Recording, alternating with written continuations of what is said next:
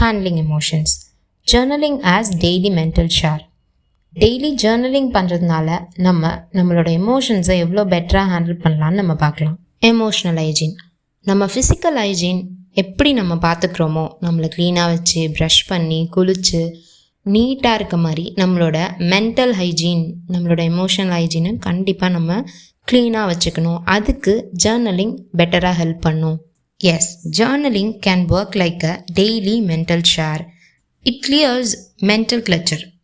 நம்ம குளிக்கிறதுனால நம்ம பாடியை நம்ம எப்படி க்ளீனாக சுத்தமாக வச்சுக்கிறோமோ, அதே மாதிரியே நம்ம ஜேர்னலிங் பண்ணுறதுனால நம்மளோட வரிஸை, ஓவர் திங்கிங், இந்த மாதிரி விஷயத்தெல்லாம் நம்ம கிளியர் பண்ண முடியும். Daily journaling also prevent emotional buildup. நம்மளோட தாட்ஸை நம்ம டெய்லி கிளியர் பண்ணுறதுனால ஸ்ட்ரெஸ், நெகட்டிவிட்டி, இந்த மாதிரி விஷயம்லாம் அதிகமாகிட்டு போகாமல் கம்மியாகிறதுக்கான சான்சஸ் அதிகம். ஸோ டெய்லி ஜேர்னலிங் ரொம்ப ஹெல்ப்ஃபுல்லாக இருக்கும். ரைட்டிங் இஸ் பவர்ஃபுல், அது உங்கள் எல்லாருக்கும் தெரியும்.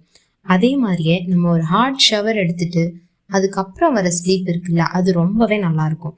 அதே மாதிரி தான் நம்ம டெய்லி ஜேர்னலிங் பண்ணுறதுனால ரொம்பவே லைட்டாக ஃபீல் பண்ணுவோம். நமக்கு இருக்க ஸ்ட்ரெஸ் எல்லாமே கம்மியான மாதிரி ஃபீல் பண்ணுவோம். Even 5 minutes a day writing down your emotions will help you. உங்களோட வின்னிங் மூமெண்ட் வரிஸாக இருக்கலாம், கிராட்டிடியூடாக இருக்கலாம், எந்த ஒரு எமோஷன்ஸும் நீங்கள் எழுதுறதுனால அதை நீங்கள் ரின்ஸ் பண்ணிவிட்டு நெக்ஸ்ட் டே புதுசாக ஒரு எமோஷன்ஸோட அந்த டேவை நீங்கள் ஸ்டார்ட் பண்ணலாம்.